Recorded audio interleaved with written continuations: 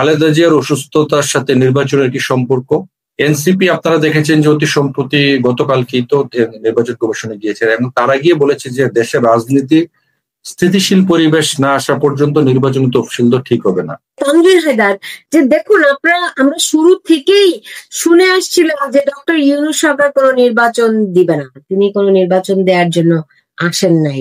এখন আমরা দেখছি যে এনসিপি ওয়ালারা তারা নির্বাচন কমিশনে গেছে যে এই খালেদা জিয়ার শারীরিক অবস্থা এরকম, নির্বাচন পিছিয়ে দেওয়া হোক। হ্যাঁ, একেবারে তফসিল ঘোষণা করা হবে কি হবে না অনিশ্চিত। মানে কি তারা কি পুরোটাই এখন মানে নির্বাচন বানচালের একটা উপলক্ষ খুঁজে পেয়েছে? সুলতানা আপা, আপনার মনে আছে কিনা, আমি হয়তো আপনার সাথে প্রথম যেদিন টক শো করি বা তারপরও আমি যে কোনো টক শোতে আমি বলেছিলাম যে বাংলাদেশে ইউনূস যে কর্মটি সাধন করতে আসছে সে শুধু ওই কাজটি করবে, আর বাকি যা করবে সবই হচ্ছে তার মেটিকুলাস ডিজাইনের একটি নাট্যমঞ্চ, এবং এই নাট্যমঞ্চতে যারা যারা অভিনয় করা দরকার সে তাদেরকে তো অভিনয় করাবে। খালেদা জিয়ার অসুস্থতার সাথে নির্বাচনের কি সম্পর্ক? যদি প্রশ্ন করি যে নির্বাচন যদি আপনারা দিতেই চান তাহলে খালেদা জিয়ার অসুস্থতা বা খালেদা জিয়া যে বাঁচবে এই গ্যারান্টি কি আপনাদেরকে আল্লাহ পাক পাঠিয়েছে কোথাও লিখিত? এখন জামাত তো হচ্ছে জান্নাতের দল, এখন জান্নাতের তো সব খোঁজখবর জামাতের কাছে থাকে। এখন জান্নাত থেকে কি এই ধরনের কোনো বয়ান আসছে কিনা যে এই মুহূর্তে খালেদা জিয়ার জান্নাতে যাওয়ার সম্ভাবনা নেই, তিনি বাংলাদেশেই থাকবেন, তাহলে নির্বাচনটি করে ফেলেন, বা তিনি জান্নাতে চলে আসবেন, নির্বাচন বন্ধ করে দেন, এই ধরনের খোঁজখবর তো জান্নাত থেকে আসে নাই। এনসিপি আপনারা দেখেছেন যে অতি সম্প্রতি গতকালকেই তো নির্বাচন কমিশনে গিয়েছে এবং তারা গিয়ে বলেছে যে দেশের রাজনীতি স্থিতিশীল পরিবেশ না আসা পর্যন্ত নির্বাচন তফসিল তো ঠিক হবে না। বিগত 15 মাসে স্থিতিশীল শব্দটা কি বাংলাদেশের সাথে আসলে মানানসই? একটি দিনের জন্য বাংলাদেশ কি স্থিতিশীল ছিল? এখন এই স্থিতিশীল পরিবেশ কবে আসবে সেটা তো এখন বিগ কোশ্চেন। আপনারা আরো দেখেছেন যে বাংলাদেশ কংগ্রেস পার্টি নামে একজন কংগ্রেস পার্টির একজন মহাসচিব তিনি কি হাইকোর্টে রিট করে দিয়েছেন, এবং রিটে তিনি কি বলেছেন? রিটে তিনি সুস্পষ্টভাবে বলেছেন যে ডিসিরা যাতে রিটার্নিং অফিসার না হয়, এবং ডিসিদের পরিবর্তে, তাহলে তো এটা আগের মতোই নির্বাচন হবে, এখন ডিসিদের পরিবর্তে যাতে নির্বাচনে রিটার্নিং অফিসার অন্য কাউকে দেওয়া হয়। এখন এই যে, এবং ইতিমধ্যে ইউনূস সরকার কিন্তু আপনারা দেখেছেন লটারি দিয়ে ডিসি এসপি তারা নিয়োগ করেছে, বাংলা সারা দেশে 64 জেলায় ডিসি এবং এসপি লটারির মাধ্যমে নিয়োগ দিয়েছে। কারণ আমি আসলে মানে তাদের এই অবস্থা দেখে বলতে হয় যে তারা আসলে নিজেরা একটা লটারি দিয়ে দিলে পারে, মানে বিএনপি জামাত এনসিপি সকলের কাছ থেকে নাম নিয়ে লটারি দিয়ে ধরেন সবাই আসনে নাম দিবে, আসনে 5 জন যত রাজনৈতিক দল এখন আছে, নির্বাচনের দরকার নেই, যে একবারে 1 নম্বর আসন থেকে 300 নম্বর আসনে লটারি হবে, যার নাম লটারি উঠে সে এমপি। এরপর ওঠার পরে যে দল নাম দিবে, ধরেন বিএনপি নাম দিল একজনের, জামাত নাম দিবে একজনের, এনসিপি নাম দিবে একজন, এরকম 5 জন যারা নির্বাচনে আসবে সবাই তাদের দলের শীর্ষ নেতার নাম দিবে, দেওয়ার পরে লটারিতে যার নাম আসবে সে প্রধানমন্ত্রী এবং ইউনূস রাষ্ট্রপতি। এইভাবে একটা লটারি করে দিলেই তো পারে জাতির সাথে, যেহেতু বাংলাদেশ এখন লটারির উপরে চলছে, তাই না? তো বাংলাদেশ যেহেতু এখন কোনো নিয়ম নীতি নাই, কোনো আইন মানে কোনো কিছু নাই, অবৈধ অসাংবিধানিক এই সরকার, যাকে এপিলেট ডিভিশন বলে, এই সরকারটি বৈধ। এই সরকারের আবার এক ধাপ এগিয়ে অ্যাটর্নি জেনারেল বলে এই সরকারের কর্মকাণ্ড আগামী সংসদ থেকে কোনো কিছুর নিতে হবে না, রেটিফাই করাতে হবে না, তারা যা করে সব বৈধ, তারা যা করে সব জায়েজ। মানে যার জন্ম ইলিগাল, যার কাজ কারবার ইলিগাল, তাকে আবার বৈধতা দিচ্ছে এই মক আদালত। বাংলাদেশে তো এখন সব জায়েজ, এখন কোনো কিছু না জায়েজ বলতে কোনো শব্দ নাই, এখন সুদ জায়েজ, তাদের ন্যূনতম শ্রদ্ধা থাকে, তাহলে খুব দ্রুততম সময়ের মধ্যে নির্বাচনটি দেওয়া উচিত, তাতে বেগম জিয়া বেঁচে থাকুন আর না থাকুন। কারণ বেগম জিয়া নির্বাচন চেয়েছিলেন, যদি তার প্রতি শ্রদ্ধা থাকে তাহলে তাদের নির্বাচন দেওয়া উচিত। এই নির্বাচন নিয়ে তারা টালবাহানা কেন করছে? বেগম জিয়া নির্বাচন চেয়েছিলেন, এটা বেগম জিয়া চেয়েছিলেন, কিন্তু বাকিরা কি চেয়েছে? যেমন এনসিপির হচ্ছে আপনার ওই যে হাসনাত আব্দুল্লাহ, সে এসে বলছে যে এবং শেখ হাসিনাকে ফাঁসি বেগম জিয়া দেখে যেতে পারবেন কিনা। না, আমি আজকে বলতে চাই যে হাসনাত আব্দুল্লাহর এই কথার পরিপ্রেক্ষিতে কি আল্লাহ পাক আরেকটু রাজি খুশি বেগম জিয়াকে একটু ডেকে নিয়ে গেলেন তার কাছে, যে তোমার ফাঁসি দেখার দরকার নাই, তুমি নিজে স্বয়ং চলে এসো আমাদের কাছে। এখন ফাঁসি কাঠটাকে দেখে এই দেশ কার ফাঁসি কখন দেখবে, ফাঁসি আদৌ হবে কিনা কারুর, এই জিনিসগুলো তো এখন $1,000,000 কোশ্চেন। এবং শেখ হাসিনা আপনার জানেন সাবেক প্রধানমন্ত্রী, তিনি কিন্তু বলেছেন যে আমাকে ফাঁসিতে ঝুলাবা, দড়ি কত, কার দড়ি কত শক্ত সেটা আমি দেখতে চাই, প্লেন সাহস থাকলে প্লেন পাঠাও, আমি আসি, কে কাকে ঝুলায় সেটা আমি দেখবো। তো বাংলাদেশের রাজনীতিতে আমাদের আসলে দেখা শেষ, এখন হচ্ছে কি হিসেব মিলানোর পালা, এখন দেখি হিসাব কোন দিকে যায়। জি, আমাদের সঙ্গে এর মধ্যে জয়েন করেছেন তাজুল ইমাম বনি, আপনাকে স্বাগত জানাচ্ছি। আমরা আমাদের আলোচনা প্রায় শেষের দিকে, তারপরেও বিএনপি চেয়ারপারসন বেগম জিয়ার শারীরিক অবস্থাকে কেন্দ্র করে এবং তারেক রহমান যেহেতু দেশে ফিরছেন না, নেতা কর্মীদের মধ্যে কিন্তু খুবই একটা ডিমোরালাইজড অবস্থা বিরাজ করছে। তার উপরে আমি শুনতে পাচ্ছি সেখানে বিএনপির ভেতরে একটা ভাঙনের সুরও শুনতে পাচ্ছি। তাজুল ইমাম বনি, আপনার কাছে কি মনে হয় বিএনপি কি তার ঐক্য ধরে রাখতে পারবে? ধন্যবাদ আপা, এবং ধন্যবাদ আমাদের আজকের যে আলোচক রয়েছেন সকলকে, এবং আজকের এই টক শোর যারা দেখছেন তাদের সকলকে ধন্যবাদ। আমি ছোট করে যেটা বুঝি, আমার বুদ্ধিশুদ্ধি এত বড় না, তবে খুব সাধারণভাবে যেটা বুঝি যে কারণ হায়াত মউত আল্লাহর হাতে, আর যে অবস্থায় খালেদা জিয়া আছেন, আমি যেসব খবরগুলি পাচ্ছি, আর আমি যেহেতু মেডিকেল লাইনে এখানে আছি, তো উনি ফিরে আসবেন বলে মনে হয় না, নাম্বার ওয়ান। কারণ যখন একটা লোককে এইভাবে কিছুদিন ভেন্টিলেশনে রাখা হয়, ভেন্টিলেশনে রাখার মানেটাই হলো উনার কৃত্রিম ভাবে ওনাকে বাঁচিয়ে রাখা। তো কৃত্রিম ভাবে কতটুকু উনি বেঁচে আছেন, ওনার লাংস কাজ করতেছে কিনা, এখন এইটা, কারণ আমি আমার আত্মীয় স্বজন, আমার খুব শ্রদ্ধেয় আমার চাচিকে দেখেছি, উনি প্রায় 30 দিনের মতন ভেন্টিলেশনে ছিলেন। তো ওনাদের তো টাকা পয়সার অভাব নাই, 30 দিন রাখুক আর আরো বেশি দিন রাখুক, কিন্তু এখান থেকে মানুষ সাধারণত আর ফিরে আসে না। এখান থেকে আমার যেটা মনে হয় উনি একদম শেষ আর কি। তো এটা লন্ডনেই যাক আর আমেরিকাতে যাক, আর এটা ওই পাবনার ওই মেন্টাল হাসপাতালে যাক, তো এখান থেকে ফিরে আসাটা খুব একটা ইতিহাস নেই যখন মানুষ ভেন্টিলেশনে থাকবে। ভেন্টিলেশনটা কৃত্রিম ভাবে ওনাকে বাঁচিয়ে রাখা। অসংখ্য মানুষ ভেন্টিলেশন থেকে ফেরত আসে, সেই নজিরও আছে। হ্যাঁ, কিন্তু বেগম জিয়ার শারীরিক অবস্থা যেরকম, তাতে তিনি কতটা ফিরবেন সেটা আপনি বলতে পারেন। যাই হোক, আমি যেটা আপনাকে প্রশ্ন রেখেছিলাম যে বিএনপি ভাঙনের কবলে পড়ছে কিনা।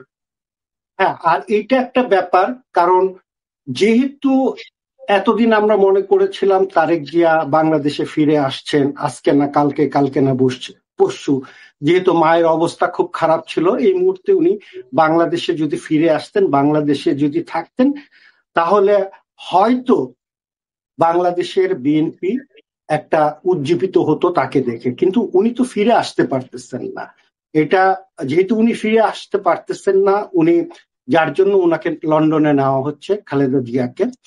আর বিএনপির অবস্থা এখন এমন একটা হয়ে গেছে যে এটা লেজে গোবরের অবস্থা, এবং এই বিএনপিকে কন্ট্রোল করার মতন কেউ নেই। তবে এখন সুবিধাবাদী বিএনপি যারা আছে তারা চাইছে যে তারেক জিয়া যেন না আসে, আর মাইনাসের দিকে তো অলরেডি আপনার খালেদা জিয়া। তো এটা একটা ভাঙ্গনের পূর্বাভাস, এবং যেভাবে অবস্থা হচ্ছে, তো এবং একটা জিনিস আগে দেখতাম যেটা 1-11 সময় -2 ফর্মুলা ছিল, এখন -4 ফর্মুলা হয়ে গেছে। তো এই অবস্থায় বিএনপিতে বিরাট একটা ভাঙ্গন দেখা দিবে। কেন ভাঙ্গন দেখা দিবে? আরেকটা জিনিস দেখেন যে এনসিপির যে নেতৃস্থানীয় যারা ছিল তাদেরকে ঢাকার থেকে নমিনেশন দেওয়ার কথা ছিল, আজকে দেখলাম যে 4টা সিটে বিএনপির লোকজনকে নমিনেশন দেওয়া হয়েছে। তাহলে এই এনসিপি যাবে কোথায়? এখন এদের মধ্যে কামড়াকামড়ি মারামারি হবে, এবং বিএনপি অবশ্যই দ্বিধা বিভক্ত হয়ে যাবে। কারণ যারা চাইছে যে নির্বাচন করবে বিএনপি থেকে, যেহেতু এখন এনসিপি সরে গেছে, ওদেরকে আর স্থান দিতে পারবে না। এখানে একটা বিরাট সম্ভাবনা আছে এবং এটা শিওর। নির্বাচন যেহেতু ফেব্রুয়ারিতে হচ্ছে না, যদি কখনো বিএনপি এখন ভেঙে যাবে, এটা এটা এটা এটা সবটুকু বুঝি যে বিএনপি ভেঙে যাবে। এবং শেষ পর্যন্ত যেটা হবে, যে আন্তর্জাতিক যে চাপগুলি আসতেছে, ইনক্লুসিভ নির্বাচন ছাড়া বাংলাদেশে কোনো নির্বাচন বাংলাদেশের মানুষ এবং আন্তর্জাতিক মহল কোনো অবস্থাতেই মেনে নিবে না এবং এটা হবে না। সেই জন্য এখন মনে হয় যদি ইনক্লুসিভ নির্বাচন হয় তাহলে আলাদা ব্যাপার, বিএনপি হয়তো থাকতে পারে। কিন্তু এখন যে খেলাটা খেলতেছে সেটা হলো যেইভাবেই হোক বিএনপিকে ভেঙে টুকরো টুকরো করে দিবে। এবং ওদের যে গুছানো, ওদের যে আইডিয়া, আমাদের ওই আর্মি ক্যান্টনমেন্টে যে সব সিদ্ধান্ত হচ্ছে সেইভাবে এটাকে আগায় নিবে আর কি, আমার মনে হয়। তো বাংলাদেশে নির্বাচন হচ্ছে না, যেটা এখন বুঝে।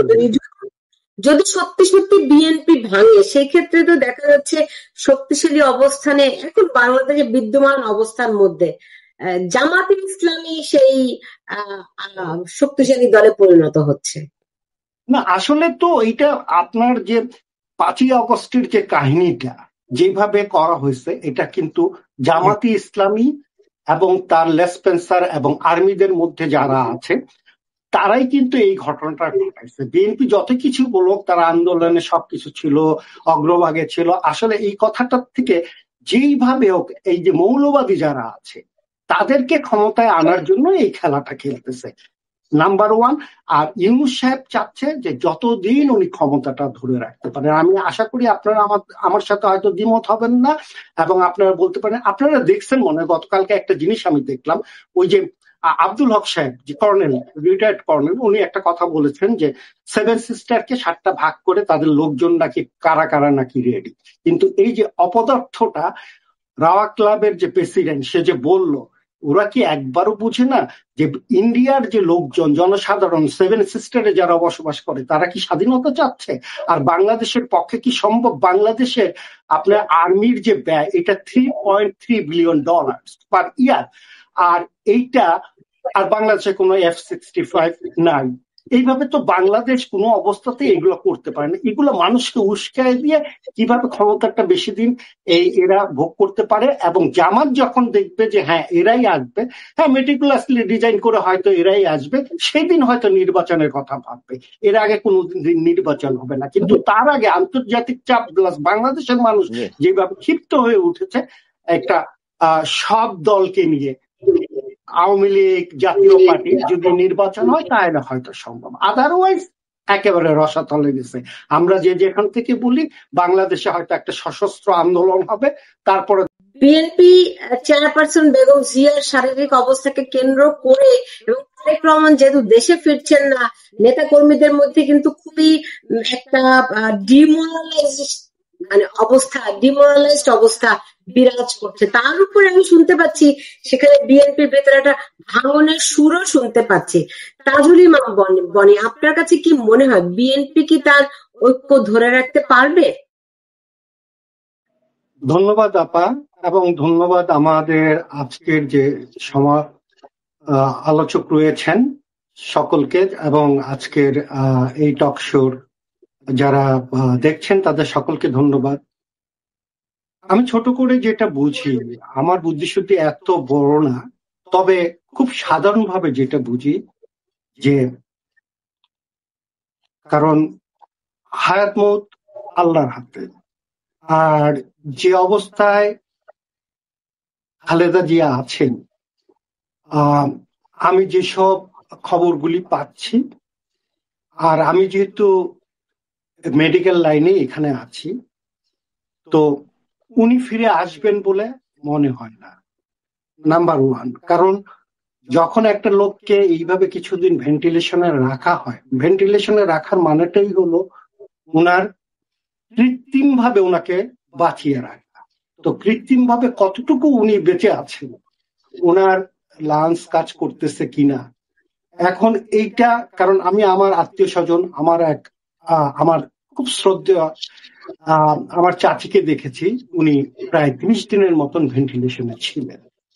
তো ওনাদের তো টাকা পয়সার অভাব নাই, 30 দিন রাখুক আর আরো বেশি দিন রাখুক, কিন্তু এইখান থেকে মানুষ সাধারণত আর ফিরে আসে না। এখান থেকে আমার যেটা মনে হয় উনি একদম শেষ আর কি। তো এটা লন্ডনেই যাক আর আমেরিকাতে যাক আর এটা ওই পাবনার ওই মেন্টাল হাসপাতালে যাক, তো এখান থেকে ফিরে আসাটা খুব একটা ইতিহাস নেই যখন মানুষ ভেন্টিলেশনে থাকে। ভেন্টিলেশনটা কৃত্রিম ভাবে ওনাকে বাঁচিয়ে রাখা। অসংখ্য মানুষ ভেন্টিলেশন থেকে ফেরত আসে, সেই নজিরও আছে। হ্যাঁ, কিন্তু বেগম জিয়ার শারীরিক অবস্থা যেরকম তাতে তিনি কতটা ফিরবেন সেটা আপনি বলতে পারেন। আমি যেটা আপনাকে প্রশ্ন রেখেছিলাম যে বিএনপি ভাঙনের কবলে পড়ছে কিনা। হ্যাঁ, আর এটা একটা ব্যাপার, কারণ যেহেতু এতদিন আমরা মনে করেছিলাম তারেক জিয়া বাংলাদেশে ফিরে আসছেন আজকে না কালকে, কালকে না পরশু, যেহেতু মায়ের অবস্থা খুব খারাপ ছিল, এই মুহূর্তে উনি বাংলাদেশে যদি ফিরে আসতেন, বাংলাদেশে যদি থাকতেন, তাহলে হয়তো বাংলাদেশের বিএনপি একটা উজ্জীবিত হতো তাকে দেখে। কিন্তু উনি তো ফিরে আসতে পারতেছেন না। এটা যেহেতু উনি ফিরে আসতে পারতেছেন না, উনি যার জন্য উনাকে লন্ডনে নেওয়া হচ্ছে, খালেদা জিয়াকে। আর বিএনপির অবস্থা এখন এমন একটা হয়ে গেছে যে এটা লেজে গোবরের অবস্থা, এবং এই বিএনপিকে কন্ট্রোল করার মতন কেউ নেই। তবে এখন সুবিধাবাদী বিএনপি যারা আছে তারা চাইছে যে তারেক জিয়া যেন না আসে, আর মাইনাসের দিকে তো অলরেডি আপনার খালেদা জিয়া। তো এটা একটা ভাঙ্গনের পূর্বাভাস, এবং যেভাবে অবস্থা হচ্ছে, তো এবং একটা জিনিস আগে দেখতাম যেটা 1-11 সময় -2 ফর্মুলা ছিল, এখন -4 ফর্মুলা হয়ে গেছে। তো এই অবস্থায় বিএনপিতে বিরাট একটা ভাঙ্গন দেখা দিবে। কেন ভাঙ্গন দেখা দিবে? আরেকটা জিনিস দেখেন যে এনসিপির যে নেতৃস্থানীয় যারা ছিল তাদেরকে ঢাকার থেকে নমিনেশন দেওয়ার কথা ছিল, আজকে দেখলাম যে 4টা সিটে বিএনপির লোকজনকে নমিনেশন দেওয়া হয়েছে। তাহলে এই এনসিপি যাবে কোথায়? এখন এদের মধ্যে কামড়াকামড়ি মারামারি হবে, এবং বিএনপি অবশ্যই দ্বিধা বিভক্ত হয়ে যাবে।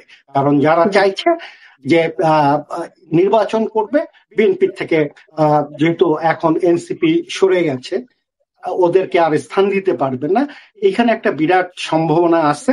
এবং এটা শিওর, নির্বাচন যেহেতু ফেব্রুয়ারিতে হচ্ছে না, যদি কখনো বিএনপি এখন ভেঙে যাবে।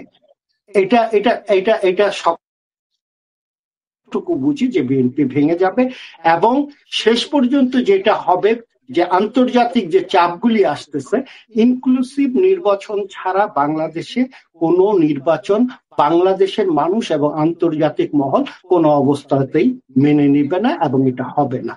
সেই জন্য এখন মনে হয় যদি ইনক্লুসিভ নির্বাচন হয় তাহলে আলাদা ব্যাপার, বিএনপি হয়তো থাকতে পারে।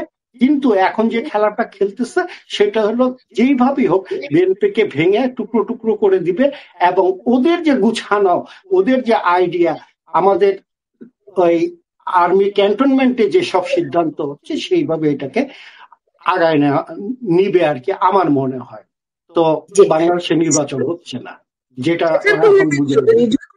যদি সত্যি সত্যি বিএনপি ভাঙে, সেই ক্ষেত্রে তো দেখা যাচ্ছে শক্তিশালী অবস্থানে এখন বাংলাদেশে বিদ্যমান অবস্থার মধ্যে জামাতে ইসলামী সেই শক্তিশালী দলে পরিণত হচ্ছে না। আসলে তো এটা আপনার যে 5ই আগস্টের যে কাহিনীটা যেভাবে করা হয়েছে, এটা কিন্তু জামাতি ইসলামী এবং তার লেসপেন্সার এবং আর্মিদের মধ্যে যারা আছে তারাই কিন্তু এই ঘটনাটা ঘটাইছে। বিএনপি যত কিছু বলুক, তারা আন্দোলনে সবকিছু ছিল, অগ্রভাগে ছিল, আসলে এই কথাটা থেকে যেইভাবে হোক এই যে মৌলবাদী যারা আছে তাদেরকে ক্ষমতায় আনার জন্য এই খেলাটা খেলতেছে, নাম্বার 1। আর ইউনূস সাহেব চাচ্ছে যে যতদিন উনি ক্ষমতাটা ধরে রাখতে পারেন। আমি আশা করি আপনারা আমার সাথে হয়তো দ্বিমত হবেন না, এবং আপনারা বলতে পারেন, আপনারা দেখছেন মনে হয় গতকালকে একটা জিনিস আমি দেখলাম, ওই যে আব্দুল হক সাহেব যে কর্নেল, রিটায়ার্ড কর্নেল, উনি একটা কথা বলেছেন যে 7 সিস্টারকে 7টা ভাগ করে তাদের লোকজন নাকি কারা কারা নাকি রেডি। কিন্তু এই যে অপদার্থটা রাওয়া ক্লাবের যে প্রেসিডেন্ট, সে যে বলল ওরা কি একবারও বুঝে না যে ইন্ডিয়ার যে লোকজন জনসাধারণ সেভেন সিস্টারে যারা বসবাস করে তারা কি স্বাধীনতা চাচ্ছে? আর বাংলাদেশের পক্ষে কি সম্ভব? বাংলাদেশের আপনার আর্মির যে ব্যয় এটা $3.3 বিলিয়ন পার ইয়ার, আর এইটা আর বাংলাদেশে কোনো F-65 নাই। এইভাবে তো বাংলাদেশ কোনো অবস্থাতেই এগুলো করতে পারে না। এগুলো মানুষকে উস্কায় দিয়ে কিভাবে ক্ষমতাটা বেশি দিন এরা ভোগ করতে পারে, এবং জামাত যখন দেখবে যে হ্যাঁ এরাই আসবে, হ্যাঁ মেটিকুলাসলি ডিজাইন করে হয়তো এরাই আসবে, সেদিন হয়তো নির্বাচনের কথা ভাববে। এর আগে কোনো নির্বাচন হবে না, কিন্তু তার আগে আন্তর্জাতিক চাপ প্লাস বাংলাদেশের মানুষ যেভাবে ক্ষিপ্ত হয়ে উঠেছে একটা সব দলকে নিয়ে, আওয়ামী লীগ জাতীয় পার্টি যদি নির্বাচন হয় তাহলে হয়তো সম্ভব, আদারওয়াইজ একেবারে রসাতলে গেছে। আমরা যেখান থেকে বলি বাংলাদেশে হয়তো একটা সশস্ত্র আন্দোলন হবে, তারপরে দেখা যাবে কি হয়। চৌধুরী, সরি আপা, চৌধুরী শুনতে পাচ্ছিলাম তো আমার কথা? হ্যাঁ শুনছি আমি। হ্যাঁ, আপনার কাছে প্রশ্ন রেখেছিলাম ভাঙনের মুখে বিএনপি কিনা। ভাঙনের মুখে ঠিক জানি সেটা জানি না। এখন আমার একটা প্রশ্ন আছে, আমার একটা মানে আপনার একটা মানে বলি অবজারভেশন, সেটা হচ্ছে যে ইউনূস কিন্তু এই যে প্রত্যেকটা ব্যাপারের অ্যাডভান্টেজ গুলো নেয়।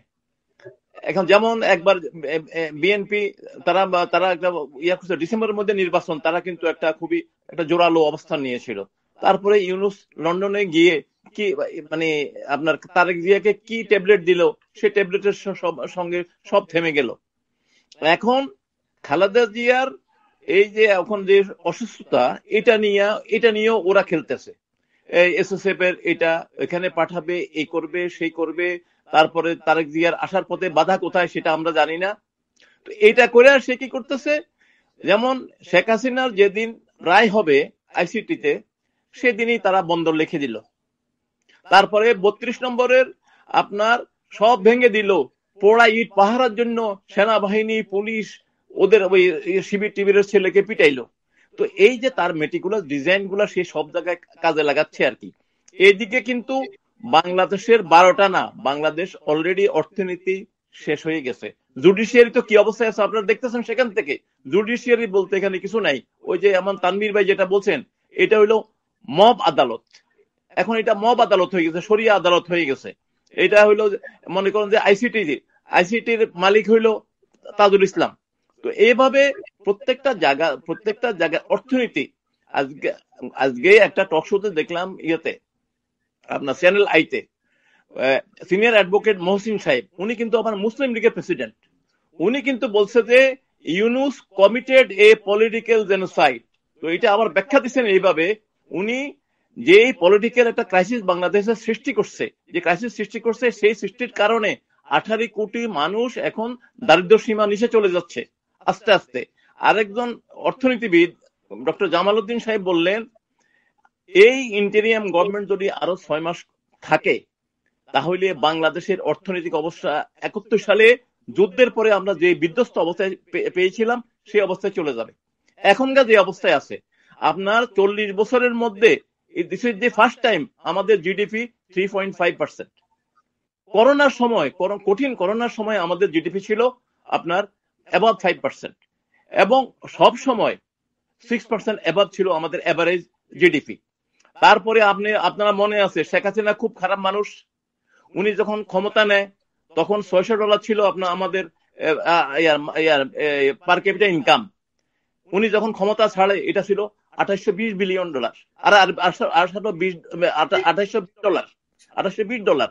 তো এখন এর প্রত্যেকটা অর্থনীতির প্রত্যেকটা ক্ষেত্রে এই আপনার গত সপ্তাহে মানে আপনার মানে ওয়ার্ল্ড ব্যাংকের একটা রিপোর্ট বেরিয়েছে, ওখানে 2টা রিপোর্ট বেরিয়েছে। একটা রিপোর্টে বলছে যে 6,20,00,000 লোক দরিদ্র সীমার নিচে যাওয়ার আশঙ্কা দেখা দিয়েছে।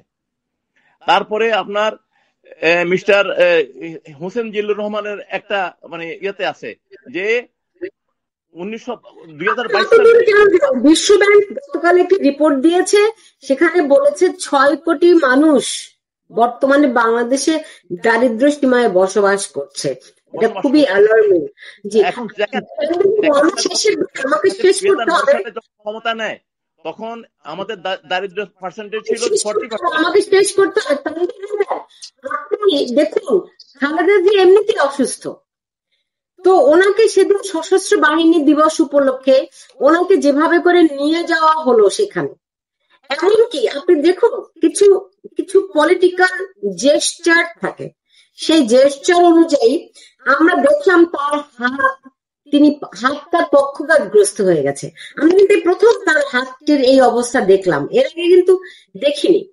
তাকে এরকম অসুস্থ অবস্থায় সেখানে নিয়ে গিয়ে তাকে প্রেজেন্ট করলো, এর সঙ্গে অন্য কোনো কিছুর যোগসূত্র দেখতে পাওয়া যায় কিনা। তারা তাকে করলো এবং তারপরের দিনে তিনি হাসপাতালে, এবং হাসপাতাল থেকে আর তার কোনো সারা শব্দ নেই। দেখেন, খালেদা যেহেতু দীর্ঘদিন যাবতীয় অসুস্থ, এখন তার যে রোগগুলো আছে সেগুলো সবই এগুলোতে ভাইরাল অ্যাটাক হওয়ার সম্ভাবনা খুব বেশি থাকে। তাকে এইভাবে একবারে জনসম্মুখে নিয়ে যাওয়া এবং যেভাবে তার সামনে এসে সবাই কথা বলছে, এই করছে সেই করছে, আলটিমেটলি এটা ইনফেকশনটা ওভাবে হওয়ারই কথা। পরবর্তীতে আবার আমরা শুনলাম যে তার ডাক্তাররাও নাকি তাকে ক্লিয়ারেন্স দেননি এবং অনেকেই তাকে নিষেধ করেছেন। সে নিষেধ উপেক্ষা করে কেন তাকে গেলেন, কে তাকে নিয়ে গেল, সেটা এখন প্রশ্ন। এটা একটু জাতি জানতে চায়। মূলত খালেদা জিয়া যেমন অসুস্থ, তার চেয়ে বেশি অসুস্থ আমাদের এই দেশের মানুষ। এই জাতি আজকে তার চেয়েও বেশি অসুস্থ। খালেদা জিয়া তাও তো আইসিইউতে আছেন, আমাদের দেশের সাধারণ জনগণের আইসিইউতে যাবার সেই পরিবেশটুকু এই ইউনূস রাখেন। আপনারা টিকটক একটি ভিডিও দেখেন, এক মহিলা ভদ্রমহিলাকে ভিডিও বানিয়েছিলেন যে আল্লাহ তুমি যদি ইউনূসরে বানাইবা তাহলে শয়তান বানাইলা কেন, আর তুমি যদি ইউনূসরে বানাইবা তাহলে বাংলাদেশে তুমি শয়তান বানাইলা কেন, ইউনূসরে তুমি বানাই দিতা, শয়তানের তো দরকার ছিল না। তো ইউনূস তো এখন আমরা ওই যে মোল্লাদের ভাষায়